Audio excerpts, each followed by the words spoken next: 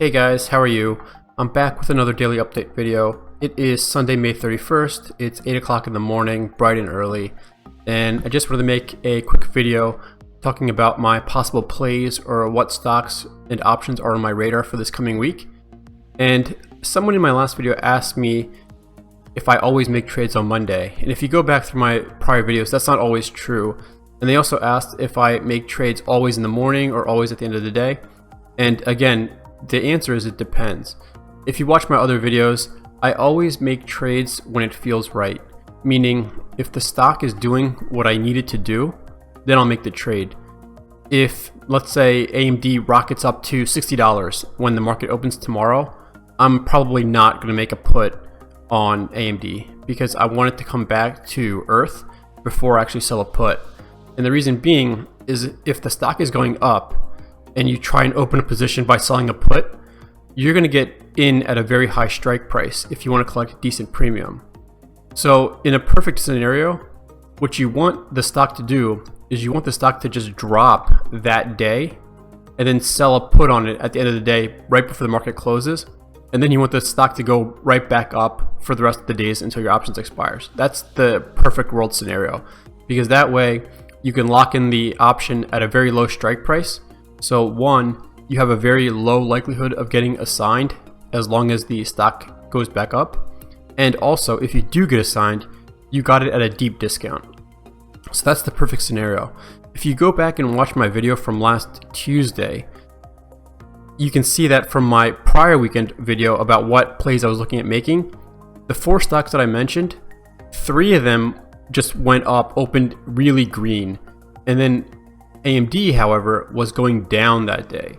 So that's actually why last week I ended up putting all of my eggs in AMD, because that stock did what I wanted to do while the others did the opposite.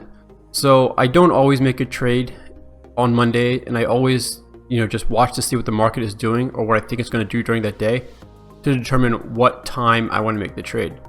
I will say usually I make the trade within the first hour or so of the market opening, or within the last hour of the market closing.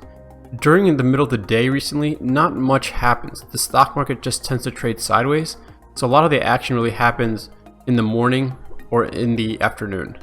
So that's been my strategy lately to answer that previous commenter's question. So getting into today's video, the 4 stocks I'm looking at possibly making plays on this week, and I'm not going to make plays on all 4 just because I don't have the capital for it, but we'll see which one of these 4 or how many of these 4 open up in my favor. So obviously I'm very likely to make a play on AMD. It closed Friday at 53.79. Looks like it's been hovering around that same price after hours on Friday. We'll see what it does in after hours trading this evening and also pre-market tomorrow morning, but hopefully AMD opens up around the same price, around the $53 price level. And if it does, I'm looking at getting into selling cash secured puts at the $49 or $50 strike prices. The 50 is a little bit more risky, obviously, still giving me almost an 85% chance of profit, and my return on risk would be about 0.7%. The $49 strike price would give me about a 0.5% return on my risk. If you really want to play it safe, and I wouldn't blame you, because I do think this week I want to make very safe plays compared to last week, because even more, aside from the economy being so bad, there's now even more bad news that's coming out with all the rioting in the major cities. So, I don't know how that's going to affect the stock market, or if that's going to be a catalyst for another small dip in the market overall. But I just don't want to get caught back holding a lot of stocks this week.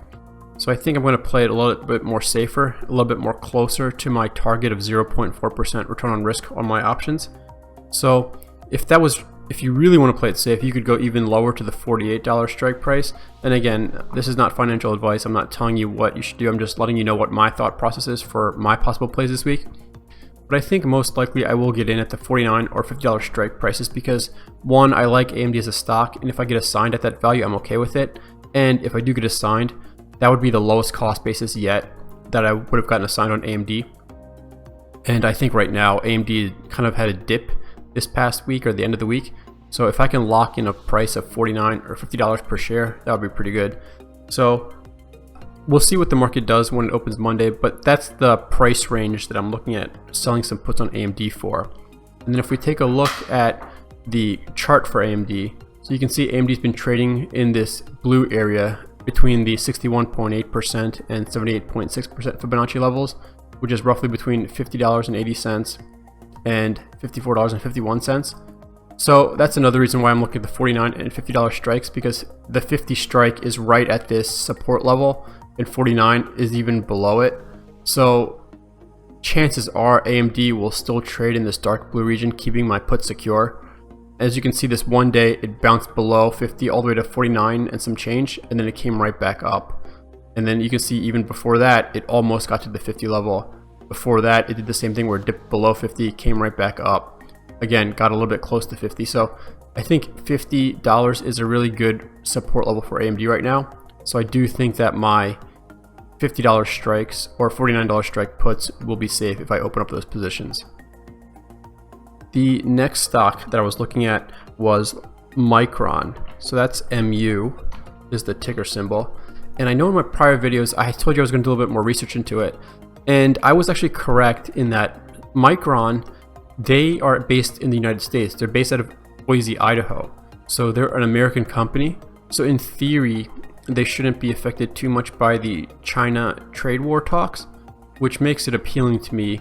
Now, I was a bit incorrect in that I thought Micron made CPU chips like AMD does, but actually they make RAM and they make SSDs. So one thing I didn't know is that Micron is actually the maker of the Crucial brand of products, or the Crucial Ballistics. If you are into building PCs, I'm actually using their RAM right now on my PC. So I liked Micron as a company, but I like them even more because I obviously use their products and I'm a fan of their products. So I'm going to have a hard look at Micron going in the future and looking at getting into more trades for MU.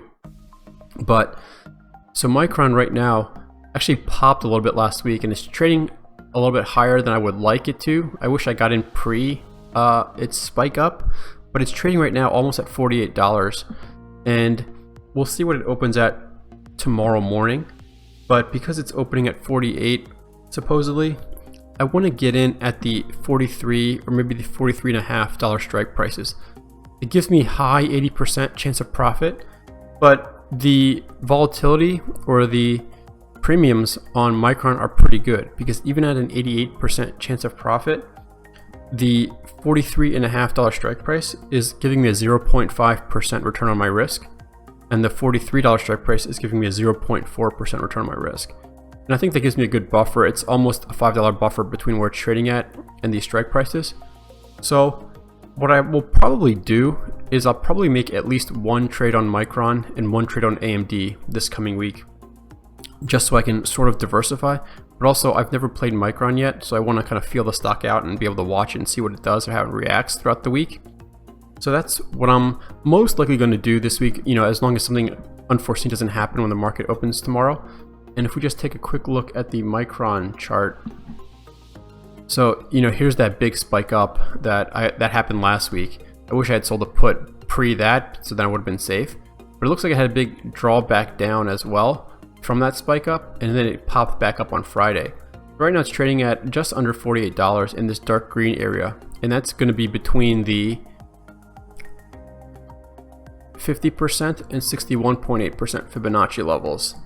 So if we take a look, the support level is going to be around 46.5 roughly, and the resistance is going to be about almost $50. So if I sell a put at 43 or 43.5, that's all the way in the bottom Fibonacci level. So I should be pretty secure, because it would have to break through this support level and then also come close or break through this support level for me to get assigned. And as you can see, going back, the last time Micron traded around 43, it bounced right back up, and that was in mid-May. And if you have to look back to when it was below 43, it was all the way back here, back in end of April. So I think that's going to be a pretty strong support level for Micron. So I'm hoping that I won't get assigned any shares. But like I said, I think I'm going to like Micron as my new best friend, because I like their products and it seems like their company is pretty solid. And also, I know Micron is a very, very popular stock to trade options on, so I know it's very liquid. So I think all of this is great for me in terms of my strategy. So we'll see how Micron does this week and how it opens tomorrow. The third stock that I want to make a play on, and this is going to be a new stock to me, is Disney. So we all know what Disney is, right? They have their theme parks, they have their movies, and they now have Disney Plus. This company's been around forever, so in terms of my strategy and how I pick stocks, there's no fear of this company going bankrupt. They're going to be around forever. You know, even if the stock drops, if you give it enough time, it's going to come back up if you get assigned shares. So the reason I'm liking Disney right now is I wish I got in Disney when it was around $100, because it's been recently going up the past month pretty steadily. So I wish I got in around the 100 or sub $100 level, because it's kind of been taking off. And right now it's trading in the high one teens. The reason I like Disney this week is because the NBA is proposing or possibly going to play their NBA games in the Orlando arena that's owned by Disney. So actually this Thursday, Disney and the NBA are going to vote on whether that's going to happen or not. It probably will happen, because I don't really see a reason why not. If the NBA wants to come back for the season, this seems like a great opportunity, because they can also almost quarantine themselves in this arena if they play all their games there. And I think it would be good business for Disney as well. So it's probably going to get approved, but that vote happens this Thursday. So if that's the case, I'm going to make the assumption that Disney stock is going to keep going up, or at the very least trade sideways. I don't foresee Disney stock going down off this great news. So if that's the case, and if I sell a cash secured put on Disney, it should be pretty secure. So right now it's trading at around 117 and some change. In order, just because this is my first trade and I want to play it safe, I'm probably looking at the 109 or $110 strike prices. The 110 would give me a 0.5% return on my risk. The 109 about a 0.4% return on my risk. So let's see what the market does. Ideally, if I can get in at 109 at a good price, at a good premium, that would be great, because it's $1 less. But I think Disney is going to trade either sideways or even go up all week, just because of this news potentially that could drop. And honestly, I wanted to get in Disney at around 100. If I get assigned shares at 109, I think I'm going to be okay. But like I said, I think it's highly unlikely that I get assigned shares on Disney, knock on wood, just because I think Disney's a good stock, and their stock's been going up steadily for the past few weeks. And like I said, I think good news is going to come out. So this is going to be a new stock for me, but it's always been on my watch list. So we'll see what happens there. And then lastly, the fourth stock I was possibly keeping an eye on in case some of these other stocks don't go my way is IWM. Now IWM and Disney are the two more expensive stocks, so I won't be able to make plays on both of them. I'll have to pick and choose. So if for one reason Disney doesn't go my way or doesn't do what I want it to do, I might end up trading IWM. But man, you know, there was a few weeks ago I was assigned shares at 127. It's trading at 137 right now. So that's a $10 increase. If I still had my 100 shares, I could have made a cool $1,000 right now. But oh well, what are you gonna do? There's always another trade, and it could have easily gone the other way, right? I could have been down $1,000. So you can't think of like that. But I'm just letting you know, just for posterity's sake. So IWM, we all know what that is. If you've watched my previous videos, it's the Russell 2000 ETF. And it's just been going up for the past few weeks. It's already almost at 140. It's 139.90. I wanted to come back down to earth so I can get some good strike prices on it for decent premium.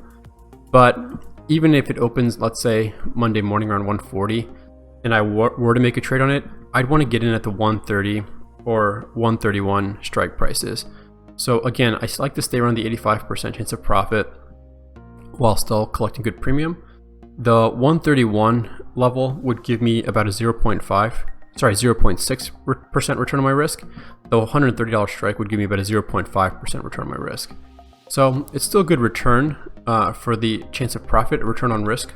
The risk to reward ratio for both of these strikes is pretty good. So that's what I was looking at. You know, IWM, I haven't traded it too much because it's a little bit pricey, but it's been good to me so far. So we'll see what the market does come Monday morning.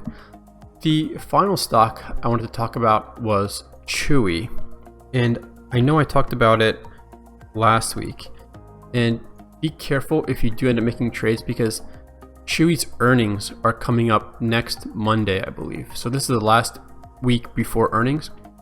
But I'm not going to trade Chewy, and I'll tell you why. So it looks like it's just been going up for the past week, and this might just be the pre-earnings run-up. So if you look at Chewy's earnings, I mean, its premiums are pretty good.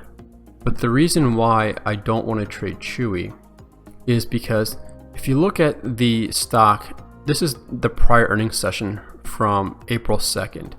So if you look, a few days before the earnings, it really peaked. And then the days leading into earnings, it dropped. And then it dropped even more after earnings. And then it went back up. So we almost have a similar pattern right now where it's going up pre-earnings. So if the pattern is going to repeat itself, then we might drop before earnings and then drop even more before earnings and then go back up. So I don't want to sell a put on Chewy because I don't want to get assigned these shares and then have to hold that stock for a week or two while it keeps continuing downward and then maybe goes back up. So I'm going to stay away from Chewy for that reason. I don't want to take that risk. And like I said, I'm iffy on Chewy as a company just because it's only been traded publicly for less than a year now. So I'm going to stay away from that. I just want to show you the graphs quickly on Disney since we just discussed it. So Disney right now, it's really touching this Fibonacci level at 50%. So it's 50% and 61.8% Fibonacci levels right here. So we'll see what it does. The one thing I'm scared about Disney for is it really gapped up this day. So some people that believe in technical analysis say that all gaps need to be filled, meaning the stock went from here and just jumped to here. So if you believe that theory, at some point in the future, Disney should trade in this area to fill this gap. So I don't know if right now we're going to try and fill this gap and Disney trades down. That's my one fear with Disney. The other possibility is that, well, it's going to break through this resistance level and then trade in this teal colored area. So we'll have to keep an eye on it. Maybe I'll hold off on Monday in terms of opening position on Disney just to see what it does and where it closes Monday, and maybe open up something on Tuesday. But again, if I don't like the setup on Disney, I won't trade it because I don't want to force a trade.